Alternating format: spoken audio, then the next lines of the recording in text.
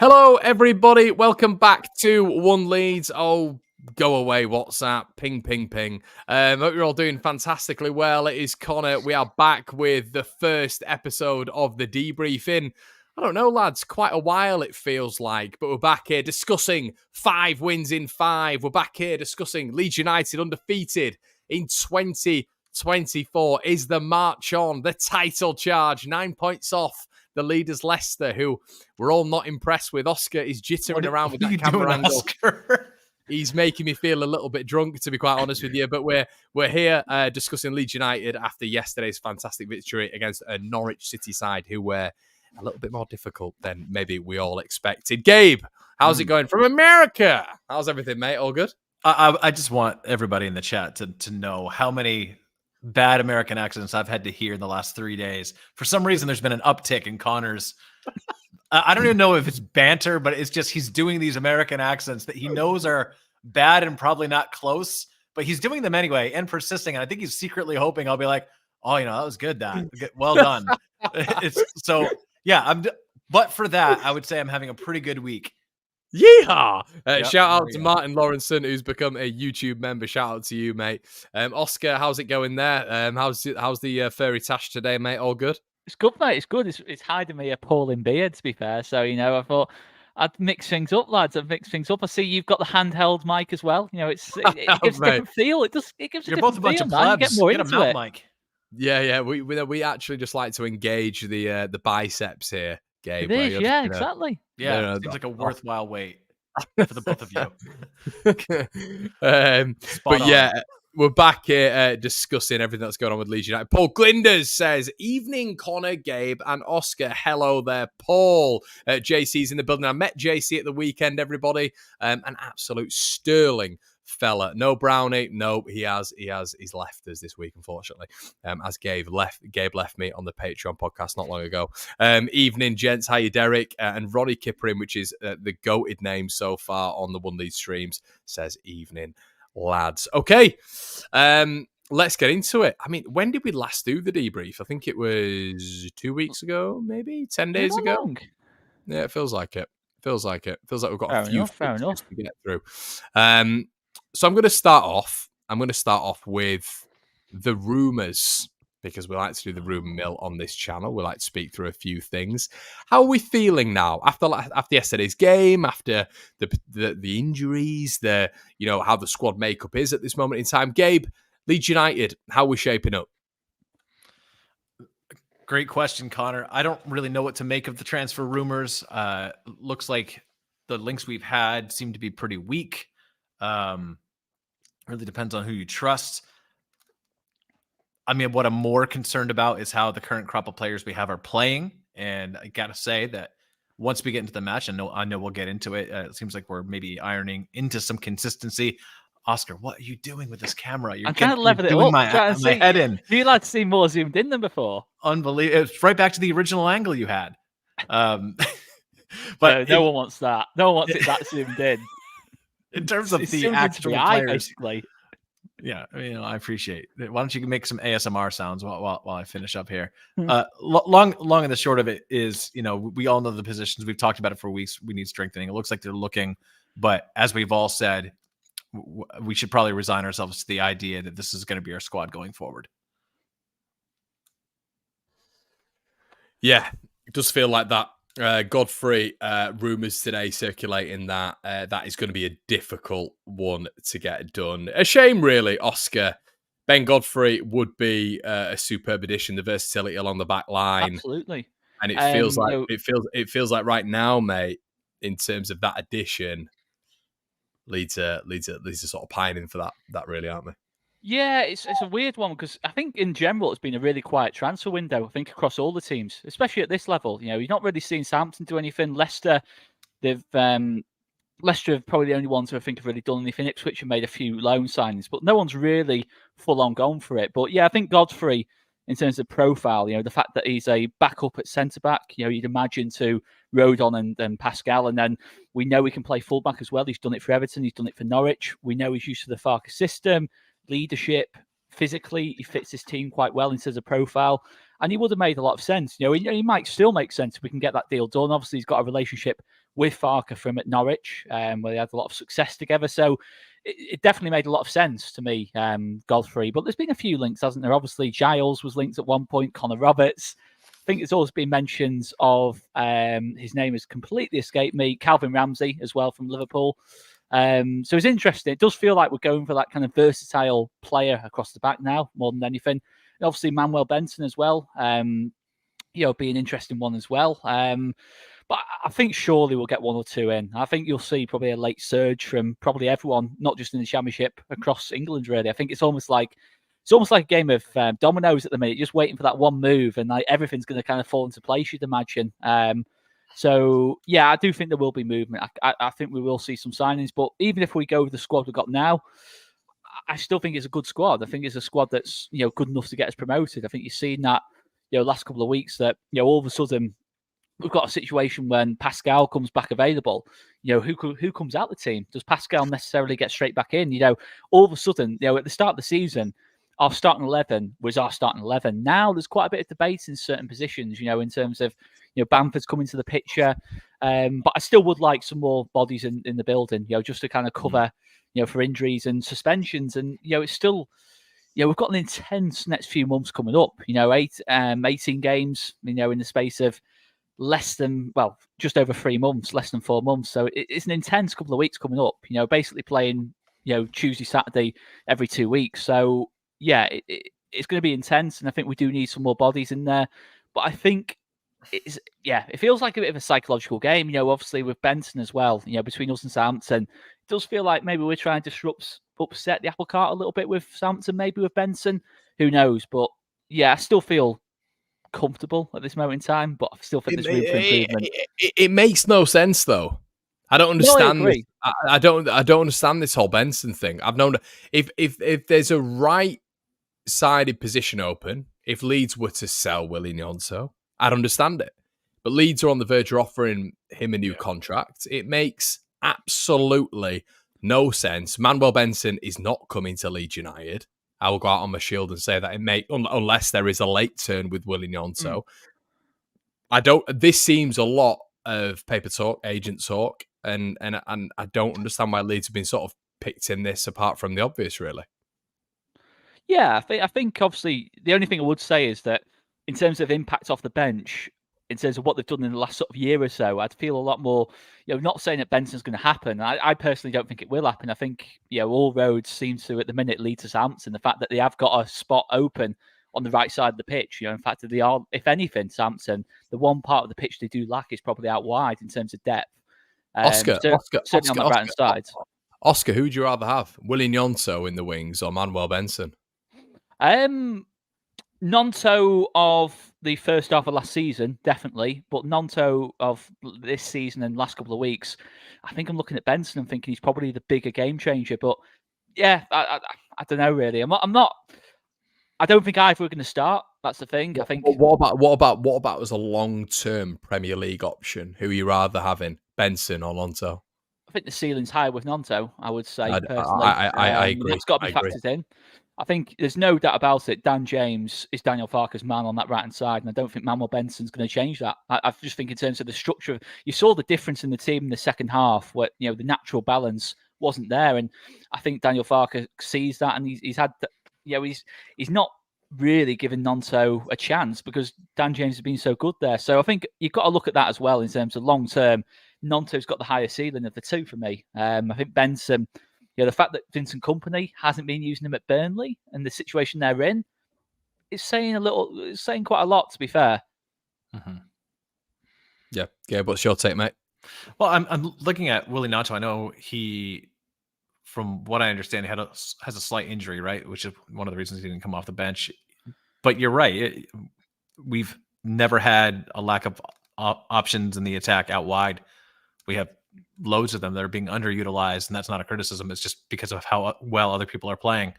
So it doesn't make a lot of sense for me, unless, of course, we sell somebody. But I guess if it happens, it happens. Sometimes, things happen in the market last couple of days that you didn't necessarily see coming. That is always a possibility. But I don't know. It seems like this is a player that it doesn't make sense to me unless we move somebody on. Why we'd bring him in? I think there's bigger priorities, isn't there? You look Way at the bigger. depth at fullback and possibly at centre back as well. If Charlie's not going to get himself back into the first team picture, I think they feel like bigger priorities to me. But yeah, we'll see. We'll see. It wouldn't be a Leeds window if we went after a winger at some point, would it? I mean, since probably the last 5 years, we've always ended up signing a winger of some sort. So let's see. Daniel says, hi Connor, Leeds needs a strong 4 with guest appearance, e.g. Wilco promotion season. Can't disagree with that, Daniel. I think we're at a stage now where Leeds are in a really, really good position. 2 points off, a game obviously played extra to our rivals, and Leeds at the point when they play West Bromwich Albion, we're 9 points behind. Look, we've played a game more. But overall, we are where we are. You'd rather have points on the board, Gabe. Yeah. And I'm looking at it right now, and I'm thinking to myself, the mental game right now is huge. It really is. And Leeds have put themselves right back into that picture, haven't they? Yeah, we've been talking about needing to grind out results and beat teams that even though they come and play really well, and even though they're not bad sides, we should be able to beat them. This was one of those matches. I mean, look, we're looking at a tale of two halves here. In the first half, we enjoyed 60% of possession to their 40.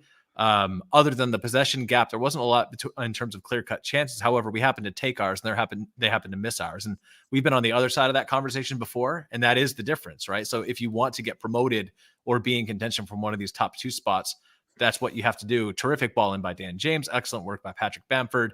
The way we defended, though, and this is kind of as a ex-defender myself, I really like matches like this.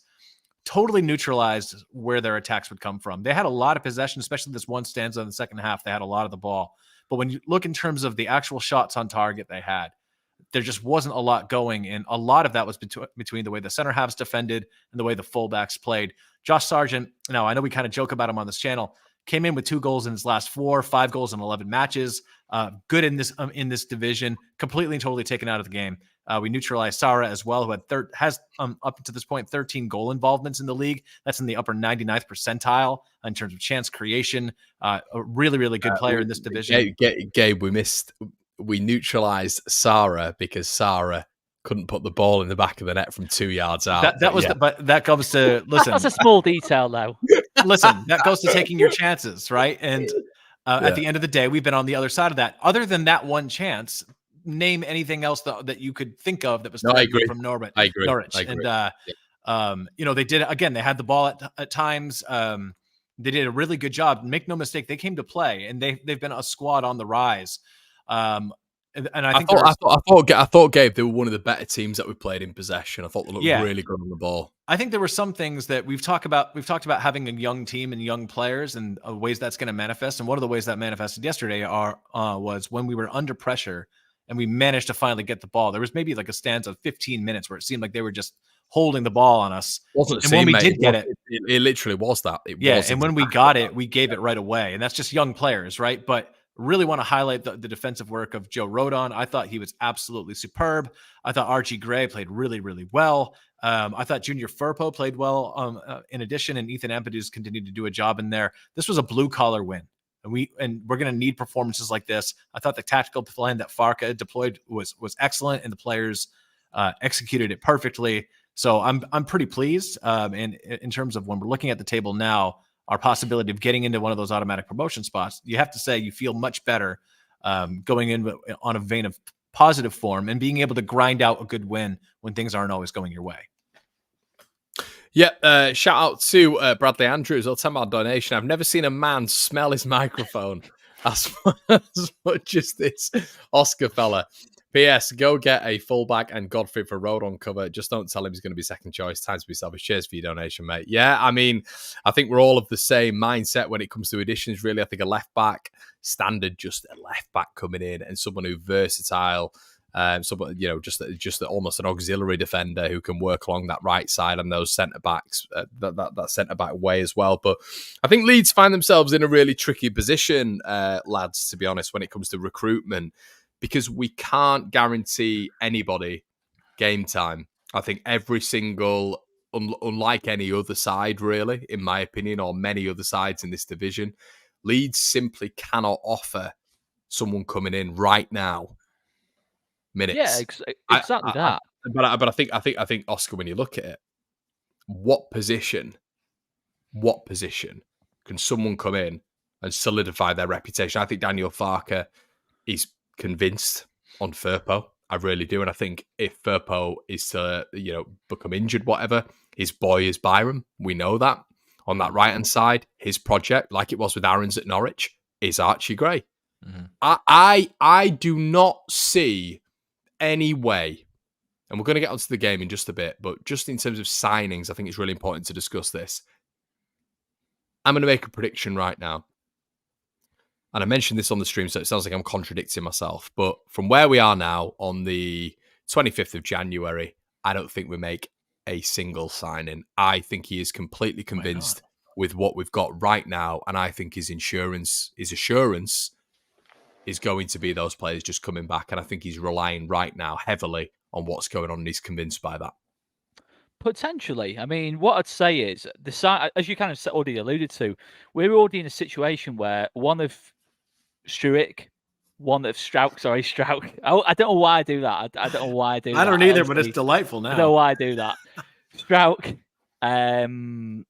Gruev, or Kamara won't play all at the same time. We're in that situation now, which is mad when you think about it. You look at all them three players, they probably walk into, other than Leicester, they probably walk into the other sides up there. So it is mad, in certain areas where we have got really, really good depth. In terms of having the luxury of being able to put Nonto on the bench, it's things like that you look at and think in certain areas we've got really good depth. But in terms of signings, it's not necessarily signings for the starting 11 I'm looking at. I think it's more looking at depth, in terms of, say, if we signed a Ben Godfrey, to see out sort of the last 10, 15 minutes of a game, being able to put on Ben Godfrey to head away set pieces and stuff like that. But Oscar, that there is no way of there's no way of getting players. But even Ben Godfrey, they're a player of that caliber. Oh, yeah, I agree. Who arguably is in terms of, look, we can have the conversation right now, is arguably better than Joe Rodon. Arguably. Ooh. No, I'm saying arguably. I'm not saying he is.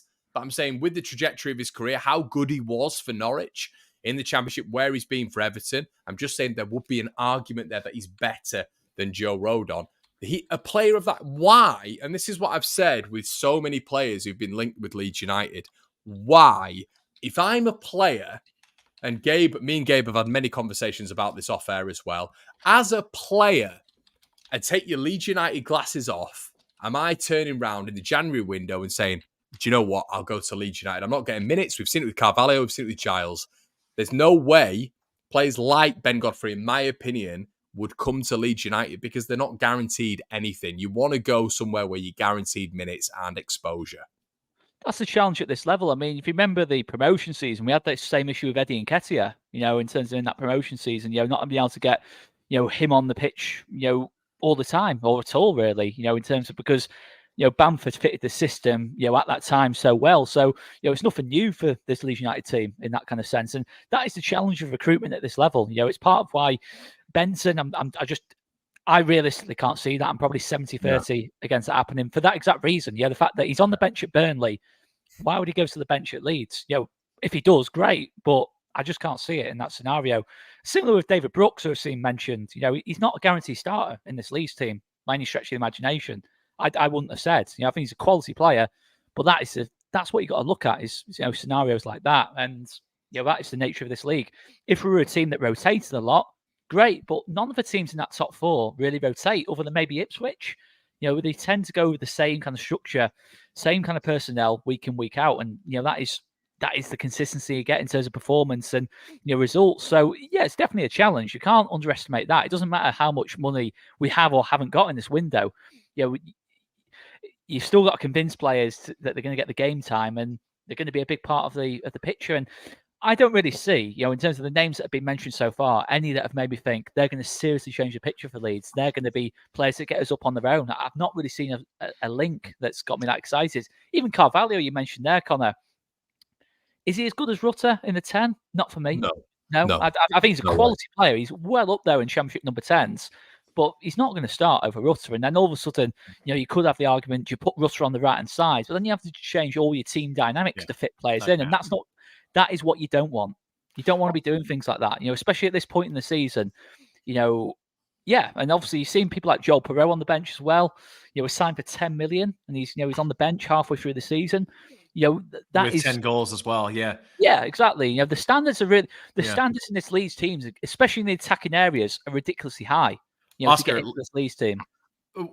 Another thing you have to think about too, in agreement with your point, is that Daniel Farke knows the league really well and he knows what it takes to get promoted. There are times where you can do things that follow all the right lines of logic. Like, Leeds United have done it to bring in like a left back and reinforcement. I remember the Douglas signing, a guy that had been a part of a promotion team, been there, done that, reasonable fee.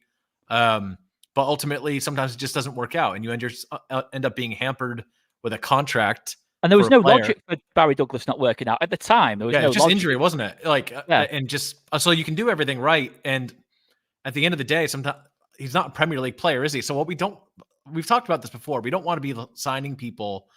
We already have a huge wash of players leaving in the summer. I think Farke is probably. I know there's already been some confusion in the comments. So I want to clear this up. I don't think we're necessarily talking about what we want to happen. We're trying to get in the mind of Daniel Farke and say, this is what we think he's going to do.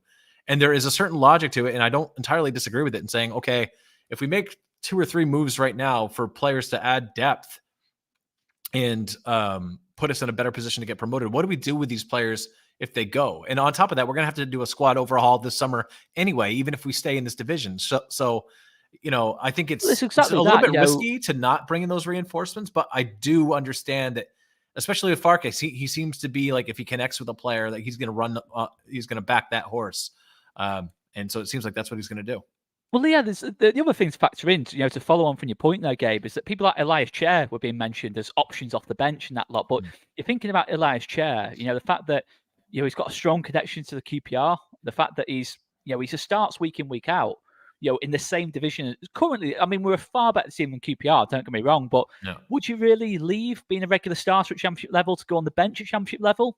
I don't think you do. And then I think as well, Oscar, when you look at Mikey, I should say, his comment here, we need a much stronger bench, that's for sure. I mean, when do you win to win at this level, though? I don't know if you do. This is what I mean, Mikey. I think, we do the rumour mill every day on this channel. But when I'm actually giving my thoughts on the calibre of the side, I do think it maybe needs an addition or 2. But the problem is right now, with the quality of the side and the options the guy has off the bench, no other Championship manager has the quality, if we're looking at the past couple of months, of having Gruev, Anthony, Nonto, Bamford / Perreault off the bench. No other manager has that caliber of player coming off the bench, and I would genuinely include Southampton and Leicester in that. I don't think any other Championship side has that caliber player coming off the bench. Connor, too. Think about Ayling went straight into the Middlesbrough team, and they're a mid-table side in this division. So Sam Byram, who I think at this point in his career, we can all say, if Archie Gray wasn't able to go at right back, you would imagine Sam Byram would go in there. He's being used as a sub for either one of those positions, left or right back.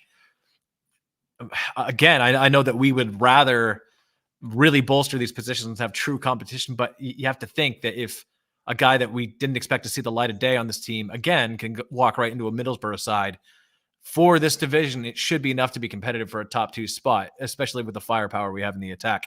Again, I don't love it. I would like to have more tools, but especially given the way Farke sort of rotates in the event of injury versus just rotating the squad, just kind of the way he does it, it makes sense.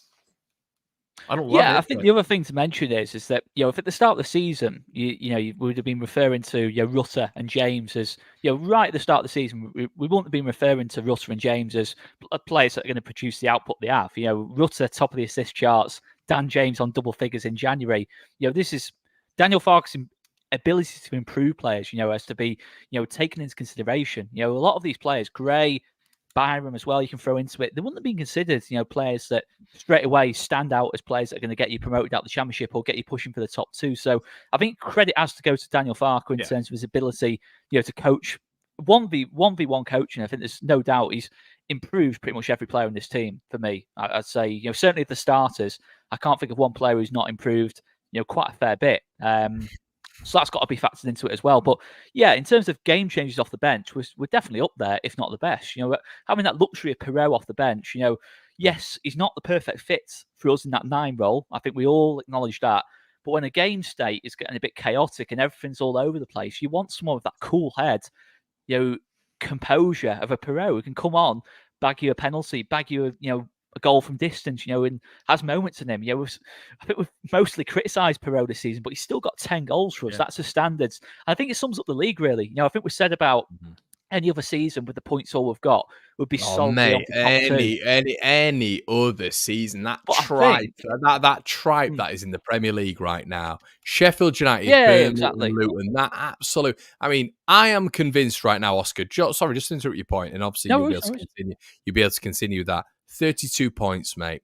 32 points keeps one of those sides. That is the metric, in my opinion, in the Premier League this season, and I'm confident of that. That is just absolutely embarrassing. The league last year, oh man, I mean the competitiveness with what it was, us going down, and obviously the other sides, it's embarrassing, really. This season's Premier League, in my opinion. And it's also not necessarily true anymore. It was in the beginning of the year. But as of last week, Connor, I think I shared with you the table comparison after 27 matches. It was we'd be in 3rd versus 4th now. So but a lot closer. Am I right in saying? Well, no, the rest of the pack would be further down. Yeah, not a lot closer in terms of points. But I think what I would say with that is, I think the standard of those top 4 teams, I don't think has it ever been bigger in terms of in the standard for a top 2 race. It's ridiculously high. Top 4. That's the top 4. What we have now in the Championship is ridiculous. Yeah, I think the only time I can think of that's comparable is when we went up over Brentford and West Brom finished 2nd. They had Pereira, Dean Garner. Brentford had that BMW front 3 which was absolutely ridiculous that season. Yeah. That's the only time I can think of. But both of them teams were nowhere near as consistent as what Southampton, etc. being. So it's got to be factored in that I think the gap between 4th and the rest of the league is enormous, to be honest with you. And you see it on the pitch. I think Norwich are a good team, but there was a clear gulf in class, I thought, in that game. I thought. Yeah, I agree. Yeah, I agree.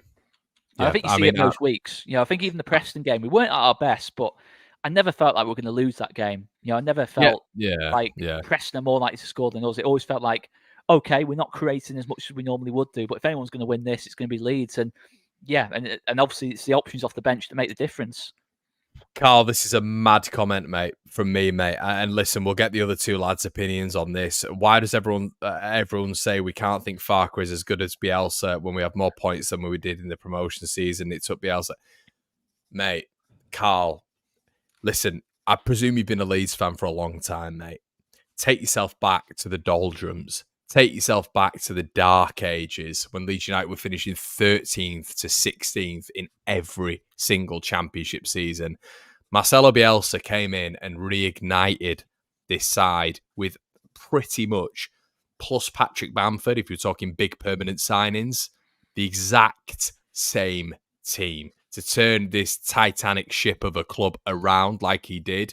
The thing is, that's what I hate about a lot of these comments and listen, Carl, you're entitled to your opinion, buddy. Of course you are. But you've got to apply context. To every comment you make, you have to apply context. The context applied to that is Bielsa had scrubs, middle of the Championship range players to work with. Middle. And then he got those middle of the Championship range players to finish 9th in the Premier League. Yeah. This guy, Sorry, but listen, I wasn't a massive fan of. Listen, I thought at the end when it came to Bielsa that he should have been replaced. I thought that, and I'm not going to die on that hill. But at the end of the day, Marcelo Bielsa is in a different stratosphere to Daniel Farke, and that doesn't mean I dislike Daniel Farke whatsoever. But let's contextualize this because, to be honest, I don't think it's fair comparing Farke against Marcelo Bielsa for Farke's. Not fair to Farke. Farke's development. For international pedigree, Connor, about the way he pushed national teams, club pedigree Bielsa had, and I think 100% what you just said. He took players that even our fan base thought were mid, if that, players. 100%. Anybody that says that they always thought Calvin Phillips would be what he turned to be is lying. Never. This fan base was done. with Calvin Phillips. Luke Ayling. He'll never get to that again, by the way, Phillips. He won't. Never gets to that level. So, I mean, I think that's the difference. And Farke is in a really fortunate position to have huge financial backing, even at this level. We brought him some of the best players in the division. So, yeah, it's apples and oranges. It's not a slight on Farke, as Connor just said, but it's not fair to compare. Yeah. It's totally I mean, it's like comparing, a promising youngster to Messi, isn't it? Really, it's like it's just an unfair barometer to have. Realistically, Leeds will never have. Is that a Barca reference, Connor? Does that count? Yeah, I'd say it is. Yeah. Oh, you got a drink. We might have. I told Connor that if you mentioned Barcelona, he has to finish his drink. Get it finished. I won't Get finish it finished. I mean, I'm nearly. Yeah, you're nearly done. Go on. But my point is, it's an unfair comparison. It's an unnecessary comparison. Just judge the player, judge the manager by their own right, kind of thing. In terms of Farke, compared to every other manager in this league, is far more proven. In terms of, if you're looking at comparing it, I asked the question, okay, who would you rather have in a promotion push, who's been there and done it twice from similar positions, come alive at this stage of the season? He seems to be doing the same thing again. You wouldn't rather have Farke. You wouldn't rather have anyone over Farke at this moment in time, to deal with this current situation. All right, Pep. Yes, I know Pep, people like that. But I'm talking about championship level. Championship level. No, I get it. I don't want to get drawn into this crazy. Gabe, I can see those cogs in your head. Well, because we're bringing up in terms of comparison with Marcelo Bielsa. I mean, I would absolutely want to have Marcelo Bielsa over Daniel. Oh, yeah, no, I'm not disagreeing with that. But Marcelo Bielsa's managing Uruguay at this moment in time. Right. You're saying right now. I was going to say. Yeah. That's what Who was actually available for the job. Got it. Okay. Yeah. The other thing to factor in as well is the pressure on Farke is far higher than what it was on Bielsa. In terms of Bielsa, the second season, the pressure was on a lot more. But in that first season, anything we did above mid-table, really, or above the playoffs was a bonus. There was no expectation going into that season at all. This season, if Leeds don't get promoted, you've got Somerville potentially might be leaving. Rodon, all these quality players that we've got, Rutter as well. It's going to be, if we don't get promoted, and that's the pressure on Farke. So the scenario's totally different. The Bielsa era will never have anything like that again, specifically. I'm sorry to burst everyone's bubble here, but we won't. Trying to chase that is a mistake. We won't. We're piling on Carl here. Best move it along. Let's move on. Let's move on from Bielsa. Let's move on. Never. Leeds Hub says Bamford cooked Andorra. This Bamford redemption, it's not even a great pun, but it's an unhinged graphic, and I appreciate it. That's the comment of the video. Andorra? I love that. But I just love how every single Leeds fan was on the edge of the seat for Bamford playing against Andorra, and they were. Everyone was like, "Oh, come on, Bamford, he deserves it." LFC Jody said, "Bielsa had an attacking player. Farke is better defensive." Anyway, we won't get into this. There's no point. But listen, we can have talks here, there, and everywhere about Bielsa versus Farke. That's about as far as you can take it with different squads. Of course, it is. But let's get into a real interesting conversation, lads. I want to put it to you. So Pascal Struijk out the side at the minute. For me, the best centre back in the Championship. That's my opinion. But listen, I know that can be an outlandish statement. But the reason I bring that up is there, no doubt about it. He's well up there. Yeah, it's my opinion. It's between probably him and Wout Faes, closely followed by Joe Rodon. That's probably the pecking order I'd have. But overall, if Pascal Struijk is to come back, obviously we know he's had an adductor injury. Hypothetically, because this is going around on the Twitter sphere at this moment in time, what would we do? Ethan Ampadu, who's been fantastic at the back, but the big stickler right now for Leeds United is Ilya Gruev in the middle of the park. So a few dominoes to move around here for Leeds United, a few chess pieces. What are we looking at right now, Oscar, in terms of the sort of way around this Leeds United puzzle? Well, we don't need to rush Struijk back in. That's one luxury that we've got. I would put Struijk back in personally. I do think Ampadu's been really good. I think he's looked like he's played centre back all his career in a back four. The fact that he has in a way.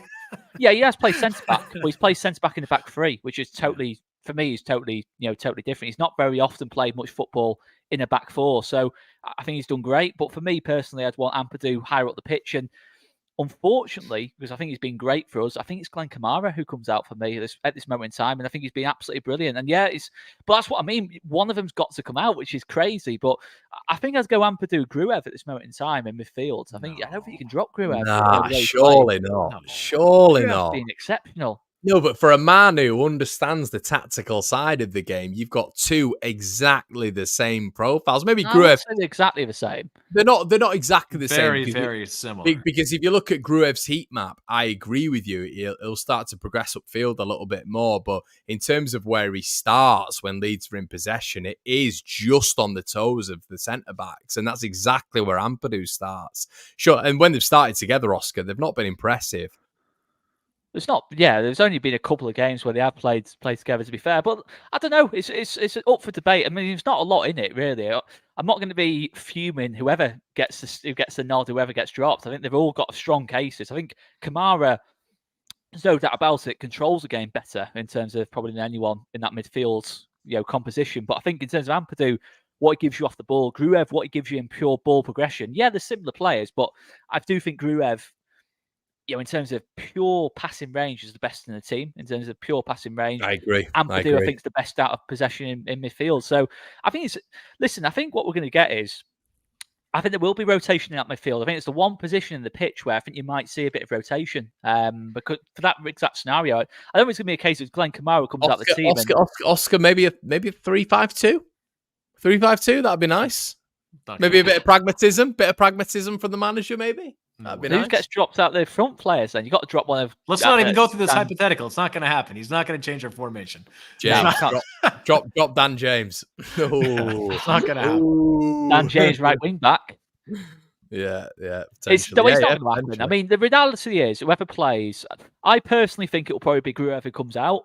I do think he'll probably stick with Kamara and Ampadu, and there's no problem with that at all. It's very strong. And listen, it will change game by game. There'll be weeks where Kamara's man the match, and it's like, oh, we've got to start Kamara, and then Gruev will play the way he's been playing. So I think when you've got this kind of quality that we've got in midfields, and I don't think anyone at the base of that midfield in this league compares with our options. You forget about Archie Gray. What if we got Ben Godfrey through the door, and he potentially goes to playing that right back position, inverted right back. Yeah, and all of a sudden you got Archie Gray as an option in midfield. You have to remember he's a midfielder, not a right back. So there's a lot of different options, and you've got to factor in injuries. But the most important thing of all, with all of this, we don't rush Pascal back into the team. Yeah, I agree. Don't rush him back in. We've got to make sure he's good for the next 18 games or 21 games if it's playoffs. Has Ampadu's left foot impressed the absolute shit out of you guys? I had no idea he had that in his locker, Gabe. I mean, those little chipped channel balls, his ball connection, like just in terms of how he's, if you played football before, when you're striking a ball, you see when someone's, it's so obvious where someone's weak foot is. I was on the watch along last night and I'm looking at how he's striking a ball and I'm thinking, I have absolutely no idea which is his strongest foot here. It's so impressive. For a central midfielder, though, it's part of the reason manager after manager for clubs all over the world try central midfielders and center half roles, is because the passing range and ability with their feet is much better. The difference is that a lot of times just the kind of pointed focus moments and physicality and kind of physical wear and tear that happen in the position are just different. And, sometimes it's not completely rare for a holding midfielder to kind of have a larger physicality, but it's kind of why end of career, you see a lot of holding midfielders move into that center half role. It happens a lot. I wasn't super shocked by it. I think he has and this is not a criticism of Pascal Struik's passing. He's a good passer for a center half, but Ampadu plays a better long ball. Absolutely does. And plays a better ball in the channel as well. So I think Pascal's better defending on set pieces. So there's trade-offs, but and Pascal is literally our only threat for goals as a defensive option. That's true. Although Ampadu can get up, but yeah. I'm absolutely sick to the stomach that Joe Rodon can head anything out of the box, but when it comes to offensive set plays or whatever it may getting be. it on target. We don't think though. When he will get a goal, Joe Rodon. He gets in so many good positions. I think once he gets one, he may not. He might not. But anyway, to answer the question about Ampadu, it's a +1 to Oscar's point to finish the point about Ampadu, that there's no need to rush Pascal back. On one hand, it certainly benefits us, but we also need to take a step back and see and look at that all the acquisitions we made in the summer are all looking like they could be division elite. It's not a great division up top to bottom. So you can get away with doing these things, switching these players around in these positions, because of the level of it's a terrible division. It's a terrible division. So I don't want to. I think the only reason I say that is because sometimes I think as a fan base we can get kind of carried away and start, comparing what we're doing this season to other teams and other leagues, and I think it's sort of just not a great idea. But I really would hope that fans aren't in any way, shape, or form comparing this to the Premier League. Somebody, really I screenshotted it. I screenshotted it to send to you both later on. I won't name who it is because I don't want to embarrass anybody. But said that Jorginho should be worth 65 million quid now. That's what I saw. So, you know what? On one hand, I appreciate this level of support we give our guys. It's nice.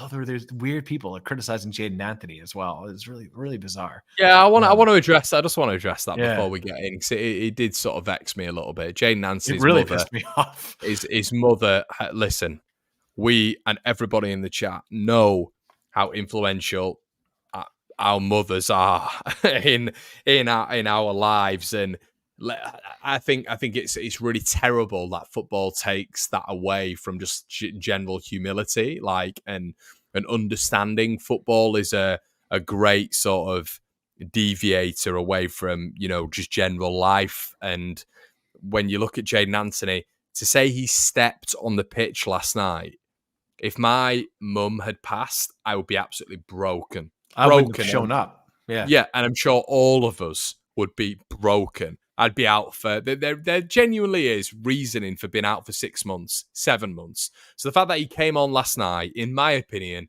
put a decent performance in, got Giannoulis booked after pretty much the first 2 minutes as he was on the pitch. Leeds then didn't go down that side, which was unbelievable to me, to get him potentially sent off or whatever. He then put a really good ball in for Crescencio Somerville, who put the ball over the bar. That could have been an assist.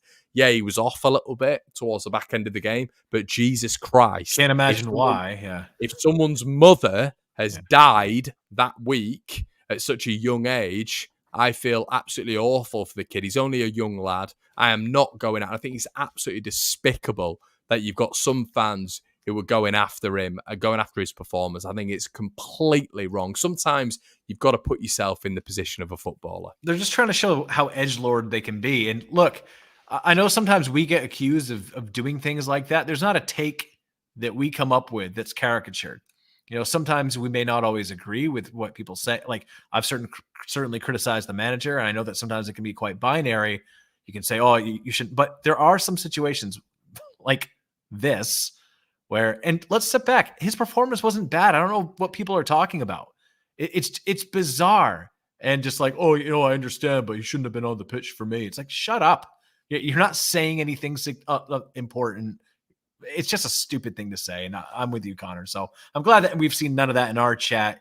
The folks in this channel seem to be a lot smarter than that, but it's just absolutely disgraceful. I don't get people sometimes. It just goes so far beyond football. It's untrue, as you said, Connor. I mean, it's beyond football. That it's a totally separate. You've got to put yourself into Jaidon Anthony's shoes. I mean, the commitment to play last night. That's the type of players you want at Leeds United. That's the type of players you want representing the shirt. And we've seen it before with Jaidon Anthony when he first arrived. Jaidon Anthony, in general, it's been tough for him going to Leeds, in terms of the fact that he arrived on deadline day. Straight away, that first interview, I thought, that's the type of personality he wants at the club. The fact that, Dan James has been on great form since he's arrived. He's not really had that run of games. But, you have to remember, Jaidon Anthony, listen, he's not had the run of games. And I think that's important for any winger, I think, to build some kind of consistency. But there's been times where he's made impacts on games off the bench for us. Certainly in that first sort of September, October period, remember Millwall away, Watford at home. He had an impact on those games, and he's a quality player at this level. Having that kind of depth in your squad is amazing, and the commitment. The fact he's a lone player as well. To have that commitment to play for this football club, and he just comes across as a fantastic person and the exact type of personality you want in the club. And if Jaidon Anthony needs any time out the team, then I'm sure we will give him it. But obviously, if the scenario seems to be that he just wants to get straight back into it, and that's fair enough, isn't it? Everyone's different, but you have to applaud Jaidon Anthony's commitment, and I totally agree with you, Connor. I mean, it destroy anyone, absolutely destroy anyone. That kind of news, especially sudden as well. I think it's what I've read as well. So it's just, it's just hope that Jaidon Anthony is okay, and it can't be the fact that we're in the middle of a promotion battle as well. The pressure in that alone, and just amazing from Jaidon Anthony. To show that level of maturity, and I think even Oscar, even if he had gone on bereavement, like I think okay, it's. I don't, and Jeremy, I appreciate your comment here, man. It's that's got to be unimaginably hard. Look, I think that it's just really strange that the fan base has done it with a number of different players as well, and it's just weird. You're not really saying anything edgy. No one's impressed. To criticize a guy who's parents and Paul said the same thing about his mother, and listen, it's terrible stuff. And anyway, shout out to Jaidon, and I hope all you guys and girls in the chat as well, when you're going through personal trauma, that's you get through it and all that sort of stuff. But if we're getting on to the game last night, we've not really talked about the ebb and flow of it, fellas. We've not really talked about what Leeds did, how Leeds performed well. I mean, I looked at that Norwich side and I thought, I'm looking at Jack Stacey, I'm looking at Giannoulis, I'm looking at Ben Gibson, I'm looking at Duffy, I'm looking at McLean, Sarah, I'm going through the whole lineup here.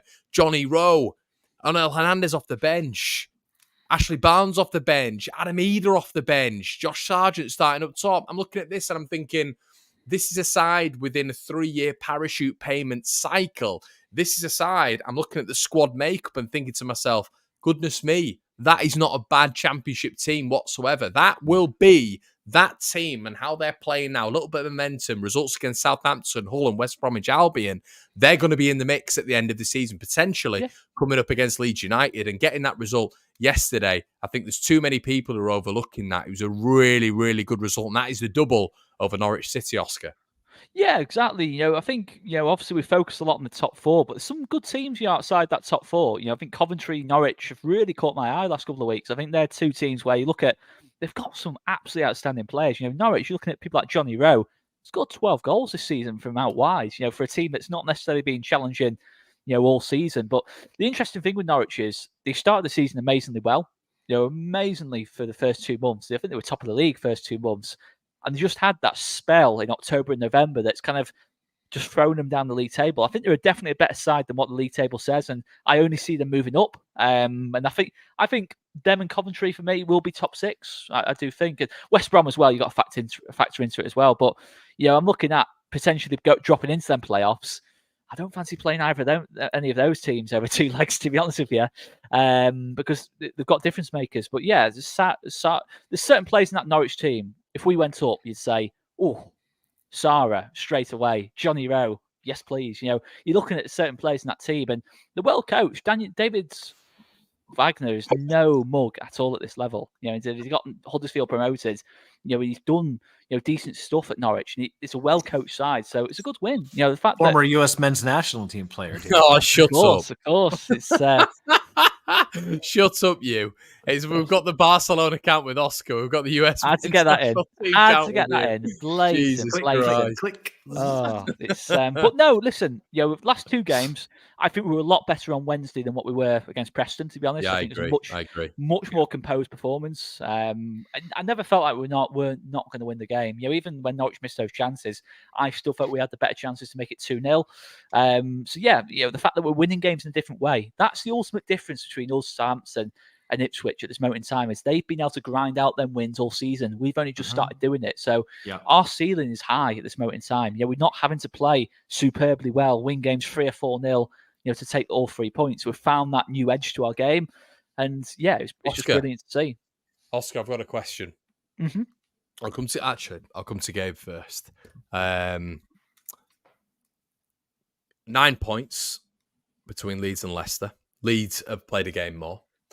Is it feasible right now to ask the question, can Leeds United still win the championship, Gabe? Oscar, you hearing this too, or is it just me?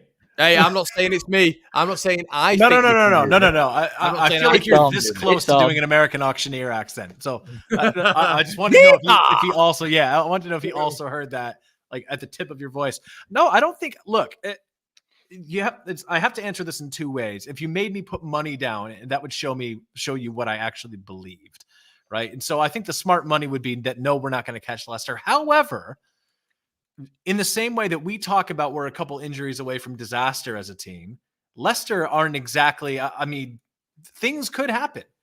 And again, we still have to play them, Leicester again. So, yeah, I mean, it's not 9 points. It's not an insurmountable. Gabe, with where we were, and I know we've played a game extra. Yeah. After the West Brom game, 9 points behind the top two. Now we find ourselves 2 points behind. Of course, we played a game extra, a point behind Southampton, but this division can swing. And I want to emphasize that we need to have a run, no matter what happens, in order to ensure our promotion, similar to what Southampton's had in the first half of the season. We need to do that at Leeds. We can't afford to be dropping, points to Rotherham's or teams like that anymore. It looks like it's still a little bit early to say this, but it looks like we have turned a corner in terms of grinding out results and being able. It seems like the side is coalescing a little bit. That could also change, but this is a great point. 17 behind 3 weeks ago. It is absolutely attainable. 9 points is not a huge gulf at the top. And we're not talking about the difference between Premier League teams and teams. So Gabe, we've watched Leicester. We've all watched Leicester. They don't look brilliant, do they? I still cannot get on Oscar, because me and Gabe talk about this all the time. But the individual quality is insane. What they've been able to keep. Listen, they've won the Premier League. They've been in Europe. They've done all these incredible things whilst they've been in the Premier League. They've been relegated. They've got that sort of depth. Sort of by being in the Premier League for so long, and Southampton have had the same thing. We're so unlucky going down with these sides, but still, they've had this sort of depth acquired from years and years and years in the Premier League and success. But I look at that side, any single time I've watched them play, any single time, I am more impressed by what I've seen with our top performances than what I have seen by their top performances. They, as a coach side, systematically, tactically, when I'm watching them, I see a lot going through Dewsbury Hall. Everything going through Dewsbury Hall. And I look as a team, and I think if you get it systematically right, like we did at the King Power, they are more than beatable. But the problem is the caliber in this division is just so substandard.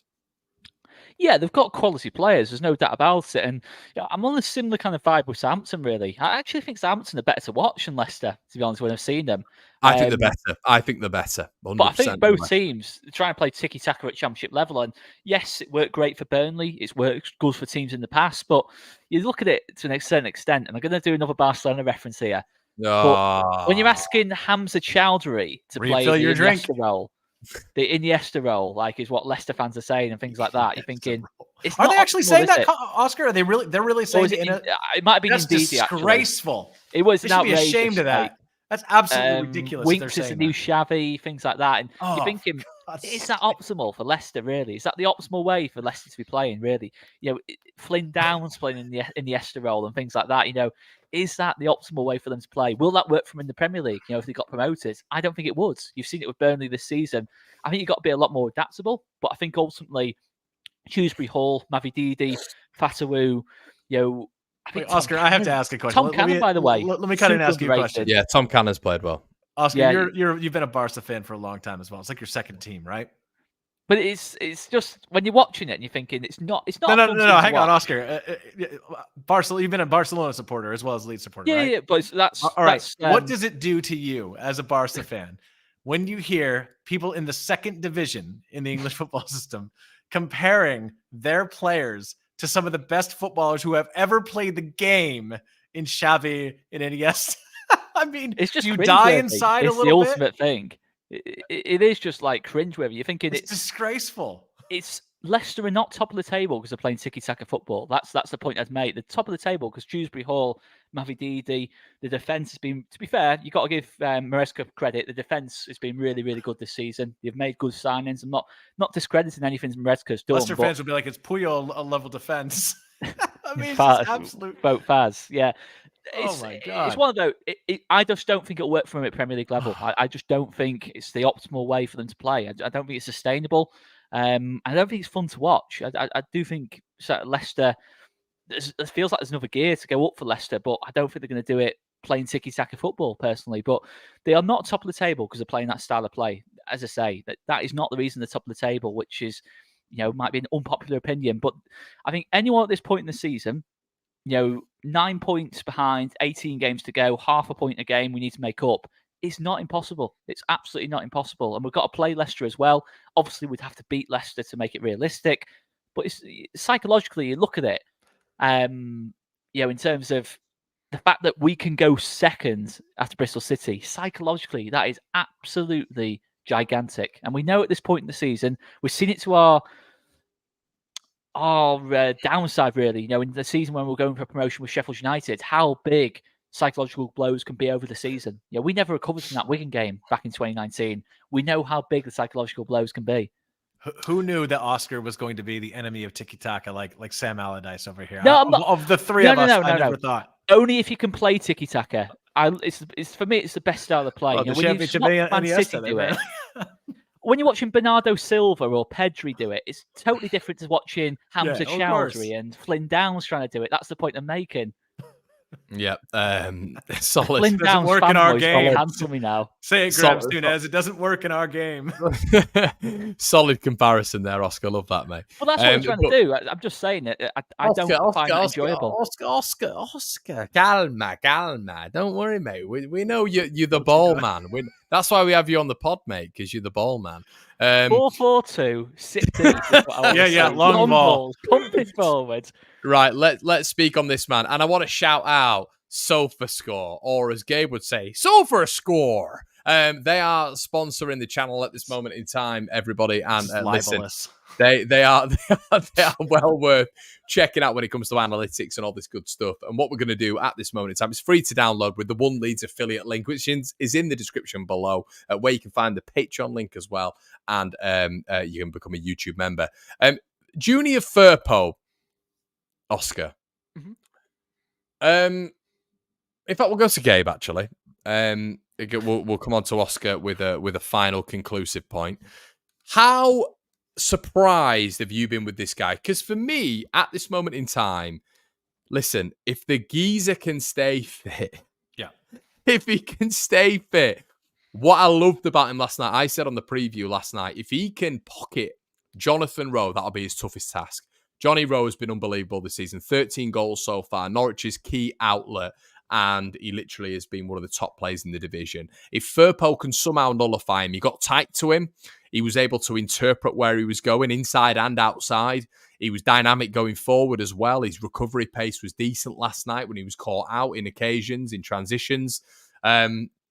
Listen, this guy at the minute is maybe proving a little bit of an issue when it comes to Leeds United potentially recruiting for a left back because of his performances. What are your thoughts? Yeah, I mean, look, I didn't really have any doubt that if he was fit, he could play at the championship level.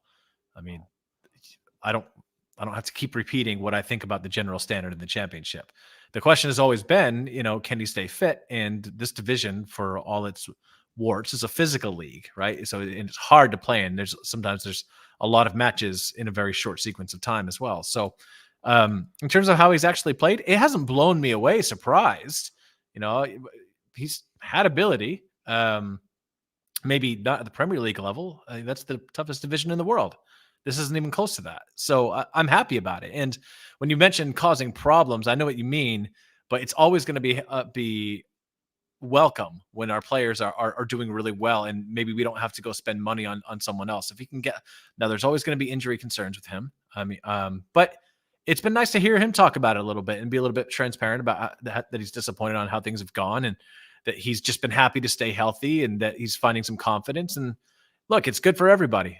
So long may it continue. I'll always be a little bit nervous given his track record of injury, and sometimes how long it's taken him to get back into form after those injuries. But for now, he's gotten a run of games and he's played well. So that's fantastic. Oscar, is he, as Gabe said, I sort of agree with Gabe there. Premier League, he's going to get mullered. He's going to get mullered, and I'm never convinced he's going to be good enough for the Premier League. I'm not. I just will not be convinced that Junior Firpo, as a footballer, from what I saw with him in the Premier League, he'll be good enough. Championship-wise, can he be one of the best left-backs in the division? Yeah, I think what I'd say is that systems make players, okay? Did anyone see Dan James scoring 10 goals and getting, 6 assists, I think it is? No one would have said that. Would Dan James have said he'd get that by January? I think systems really do make players. I think the thing to mention with Firpo is that we can't... Can I just say, Oscar, so you're saying if the system was right in the Premier League, then potentially Dan James... Well, we'll see. Listen, are we convinced Dan James is ready for the Premier League? That's the other question. I think there's a lot of players in this team where they're doing great in the Championship. They've not necessarily shown they can step up another level. But that's not really what we've got to worry about too much so far. But we can't act like, Firpo has not had success at some points in his career. He has shown at times, real glimpses of serious quality. That season at Betis, and this is the reason I've referred to systems make players. At Betis, he played left wing back. He wasn't playing the back four. And we see with Barry Douglas. We mentioned Barry Douglas earlier on. He was playing left wing back. He wasn't having to defend. It was all about what he was doing going forward. And the thing is, if you look at the 2 years before this season, before he's had this run of games, we haven't done much attacking. We've been on the back foot in the vast majority of games. So all they're doing is magnifying the weak. There's no doubt about it. Junior Firpo defensively is not one of the better defenders and not one of the better left backs in this league. But going forwards, I think you look at what he can do with the delivery. In terms of from the wide areas, the decision making has been really sharp. And I think we're now seeing part of it because of the drop down, and part of the fact that he's playing the closest by far to his position that he was at Betis, now in this Daniel Farke team. The fact that Archie Gray tucks in a lot more. We are effectively a back three off the ball. Whether it's Gruev dropping in, Archie tucking in from the right-hand side, we're effectively a back three. And Junior Firpo is effectively a wing-back in this team. He's that far forward. And I think you're now seeing the stronger parts of his game. We're more possession-based. We're not trying to play a transitional game. He's able to stick high up the pitch. And listen, Junior Firpo has always had weak parts to his game. He's always had weak parts to his game where you thought, I was amazed when he signed for Barcelona. I'm not going to lie to you. But he has got his positive bits. That's what you got to add into it. But yeah, listen, in terms of what we need this Leeds team, someone to overlap Crescencio Somerville, I think he's been the most convincing so far. And I think Sam Byron's played really well. But the fact that Junior Firpo just has an extra bit of quality in the final third, the fact he's a left-footed left back, something we haven't had for a long, long time. But I won't get too carried away. Listen, it's still only 4 or 5 games. No. Have to keep hammering that home, that point. And you don't, because it feels like if Junior Firpo has one bad game, it feels like, sell him, get rid. The reality is Junior Firpo will have a bad game at some point. Yeah. Everyone on the team will have a bad game at some point. But I think with Firpo, if he does have a bad game, it will be bigger. It'll be magnified. Oscar, the issue is he's not played games. So if you're not playing games, you've got to add injuries and suspensions. We know Firpo loves to tackle. We know that much. There's always a risk of getting the yellows. Loves the yellow card. Jesus. Yeah, it's just important to remember too that the competition makes everything look better. So if the reality is we're in this division, we should be talking, and we are, about how someone plays at this division, but it doesn't matter who the manager is. And I do agree with what you're saying in essence, Oscar, that certain players are built to thrive in certain systems. But what I actually think is that the success of a system is entirely built upon the players. So if you have players that are more you can be a systems ideologue if you have perfect players. If not, the Premier League is not a place where playing in a particular system is going to make somebody play out of their skin. And I think but we're not in the Premier League. Hang on. You're not making this point. The people in the comments are. I think there's been comments about like Dan James that, if he's under Farke's system in the Premier League, then he'll be better. The reality is that Dan James is putting up the numbers he's putting up for the same reason Adam Armstrong is putting up the numbers he's putting up, and we could go up and down the championship. The same reason Josh Sargent scored 5 goals in 11 games, because he's playing in the championship. That's why. But Gabe, you've got to judge it on where we are now. You can't look too far ahead. You have got to judge it on where we are. And that's why I said agreed. For this level, right in the beginning, I'll say it again. For this level, absolutely. I think if Junior Firpo can stay healthy, Dan James should be right where he is. I'm not unhappy with these players at this level. I think all I'm responding to is some of the discourse we're getting, especially in the comment section, about, well, if we go up with Farke, then I expect this player to be the same player. It's not going to be the same. No, you're right. You're right. No, you are right. That. You yeah, are there's right. a lot of players you can say that about, though. Will up and down the squad, Kamara be able to do what he does at Championship level and at the Premier League level? Will Gruev be able to do that? I think 100%. Will Pascal be able to step up to Melier? There's a lot of players you can question that about. And that's why Oscar, just to chime in before you get going, mate. That is why there is so many that I have a massive problem when it comes to fans saying, doesn't matter. If we get to the Premier League, we're going to finish X, Y, and Z in terms of mid-table because of what we're doing right now. This squad needs absolutely turfing up, and the most beneficial thing of what this squad has right now is a good defensive record, and that is something that you can build on in the Premier League. Yeah, I think obviously we're looking a lot into the future here, but I do think the foundations of this team, I think Farke himself has evolved a lot. We have to add that. Daniel Farke, even at Championship level, never had his team out of possession as good as what we are right now defensively. We look so structured. Melier hardly has anything to do. Most games. Do you think that's because of Farke or because he has better players now? I think it's a bit of both. I think you've got to say that.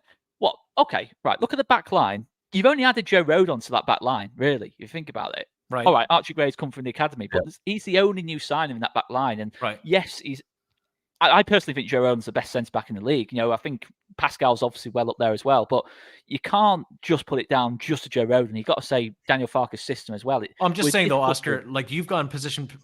I don't disagree with you. You think those two are two of the best center halves.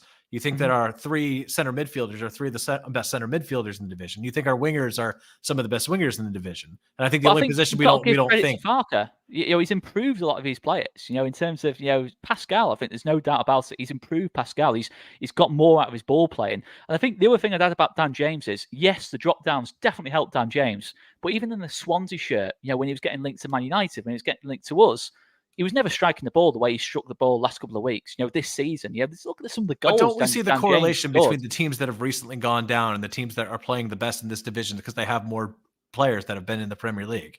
And also with that, once again, we have to contextualize every single time the division that we're in. Mm-hmm. The division that we're in has to be taken into context. Yeah. And not only that, but we can say Pascal's improved because of Daniel Farke. I'm not taking that away from Farke. I presume he has done that, and I presume you are looking at a better player in Pascal Struijk. But contextualization is the fact that he's also next to Joe Rodon, which is naturally going to improve Pascal Struijk in comparison to, let's say, a Robin Koch or a Liam Cooper. Yeah, of course, but you say that about any team at this level. You say it about is Pep that good when he's been able to sign people like Ruben Diaz and that. No matter how good the manager is, they're still going to need quality in that team. No matter what, they're still going to need the right profiles in the right areas. And I think it's about finding those right profiles, and I think we've done that. But my point is, you look at certain goals Dan James has scored this season, for example. It doesn't really matter what league he's in. We've seen him smash, finding the top corner from 20 yards out. It is unthinkable Dan James is doing that. Even in the Swansea shirt when he was playing his best football, he just didn't do that. He didn't. I remember that Man United goal he scored. Everybody was sure he was on his way. Do you remember that? Yeah, but that's like a one-off example. But some of the finishes he's produced, Sorry, Oscar. No worries. But the fact of the matter is, it's not like he's getting loads more chances. He's just a lot more ruthless. And I think you've got to say, look at people like Buendia. He plays his best football under Farke. I think he's just a very good one-to-one coach. I'm not saying he's Bielsa level in that regard. I'm not saying that at all. But I think you've got to say it's a combination of things this season for us. We've got quality players. We should be a team that's at very minimum pushing for top 2. But you have to remember, no one at the start of the season, no one would have said Jorginho Rutter and Dan James. And to an extent, Somerville are going to lead a promotion charge. They've been saying people like Sinisterra. You know, how many people threw the towel in as soon as Sinistera left? I'm not saying they're wrong to do that, by the way, but you know, all hopes disappeared. You know, that's got to be an element of credit to Daniel Farker in that regard. Let's get on to Plymouth because we've not touched on that yet. Gabe, do you rotate the entire squad, or do you look at keeping a couple of first teamers in there? I think I've earmarked when I've looked at the starting lineup, sort of 4 or 5 first teamers still been in there, but I definitely would look at integrating a couple of well, more than a couple of youth players. What are your thoughts? Yeah, I'm going to answer your question with a question of my own, Connor, to be a little bit obnoxious, but I actually think it centers on the point. Do you start a player like Mateo Joseph, or do you, because, you know, when else is he going to get a run out of games, right? Because we have to win most of our games, but it is important to develop, right? Or because he's such a confidence player, do you continue to go with Bamford and play the hot hand and hope that it just continues his confidence going into, because you know, all things being equal, I know we've criticized him and we've done fairly so, but if he's playing like this, we're going to be very, very difficult to beat. Because I think it's mental if he doesn't start Joel Pro in this game. Mental. Really? Yeah, I do. I think if Perot's been omitted from the side, which he has been for the past what 5 games now, if he doesn't start this game, if I'm Joel Pro, I'm raging. I think you're probably right. What if he plays him as the 10? But you know what I'd rather see? I genuinely, I'm going to the game at the weekend. If you're giving me who I'd rather see, I'd love to see Joseph. I'd love to see him just start. Yeah, that'd be something I'd really. And if he doesn't get in a match like this, or at least I think you're probably right, go with Perot and then play Joseph at halftime or something like that. Because I mean, at some point you have to play some of these young guys. Now, I'm not one of those fans that thinks that Joe, I think he's mentioned my haircut like 5 times. We're back on this. Yeah, all right. The French crop and Grimsby, bring it all back. But no, because you do have to get those players on the side, but you're not going to play them in a high stakes match in the league, right? So, So to answer the question that you actually asked, I think heavy rotation. You need to give some players some opportunities, but then again, there's some players that are gone no matter what, and I wouldn't waste my time with them. I don't think Poveda is why play Poveda? You know, like what do you get out of playing Jan Poveda? We're not going to recoup anything from him. He's out of here in the summer. Right, how about we move on to score predictions? I'm going to go with I think it's going to be a medium sort of rotated side, and I'm going to go with a narrow. I think keeping that home form up is definitely something that Leeds literally needs to do in terms of momentum, because I'd love to keep that record up. I'm going to go with a narrow, exact same actually, 2-1 win over Plymouth like last time. Gabe? Yeah, that seems to be the lucky score line that we're playing with. At least we don't lose when we call out that score line. I'm going to say 2-0 Leeds United with clean sheet. Giggity gay. Thoughts, everybody else? What does everybody else think? Oscar, what are your thoughts, mate? Yeah, I reckon 2-1. I think Plymouth are good team, to be fair, Plymouth, in terms of they've got some really, really fun players in that team. You know, players that you can easily see, you know, potentially getting moves. You know, Morgan Whittaker is probably the one you look at. And I think he's a fantastic player, possibly the best right-sided player in the league. You know, in terms of if you're going off form and that lot. But what I'd say is, I'm going to go with Adam Armstrong, because I feel like he's been playing on that. Yeah. I mean, he's up there. There's a few others you can. But I mean, Fatawu. I think I've got to throw Fatawu in there. He's just phenomenal. But yeah, you look at it, and I'd agree with you, Connor. I think medium changes, you know, in terms of there will be some changes, but I don't think it'll be whole scale. I'd like to see the players who are bang on form, you know, like Bamford, you know, keeping their place in the team, you know, just to keep that momentum building. Firpo keeping that momentum, you know, because I think the confidence players in a lot of ways. So I just think keep that confidence building, and if you need to sub them off, you know, early doors, go for it. But I'd agree with you as well, Oscar as well. Could it be JB and Adam Forshaw at LMO? Yeah, that's a factor, isn't it? It's you know, it's the hits in the field, that, isn't it? You know, listen, I think you know, Forshaw as well. You know, if he can get a run of games, you know, he's a really capable player at this level. So that'll be interesting in that regard as well. JB, can JB play against us though? He's only would he not be cup tied? If he's on loan, he can't play. Yeah, I wouldn't have thought he could play. We're going to see Adam Forshaw in there, aren't we? But yeah, we'll probably see Forshaw. But yeah, it's a tough game. But I think keep the players in who are bang at it at this moment in time. Maybe not. Forshaw cup tied potentially. Okay. So we won't see either playing against us because JB is on loan. Yeah. So there we go. Smash down. I'd also love to see Joseph get some decent amount of minutes in this game. I just think I think he's a real potential option for us off the bench. In certain games. With the fact we've got 5 subs. Matthias isn't. I think Matthias is probably dead on here, and it sort of aids to what Gabe was saying as well. I don't want to see Firpo in the 10, but. Well, that's where he plays. He's not a 9, for goodness' sake. I think it will be. I can't see Firpo going 9 from the start. From the start of the game, I just don't really see it. I don't see it really. What if he plays Firpo with Jovi? Do you know what I want to see in this game? I want to see a Joe Rodon header. That's what I want to see. A Joe Rodon. He will. It'll be a header away out of the box. Oh no! I want him to play for corners and long throws. Tony Pulis is Stoke. We're just terrible at set pieces, lads. We're terrible on set pieces. We don't ever score on set pieces. Get him watching Ryan Shawcross videos. Yeah, we need our own Rory Delight. But let's leave it there. It's been a bumper episode. An hour and 15, you lucky devils. We'll have something more coming on the Patreon a little bit later on. But thank you, Gabe, for joining. You're welcome, Connor. Thanks for inviting me every week. Thank you. And thank you, Oscar, for joining. Really appreciate it. Really appreciate it. And we'll be back next week with the addition of the debrief. We might even have a blonde fellow who is the manager of Ossett Town joining us, if he can join us on the night. But guys, thank you so much, and we will see you in a bit. Cheers.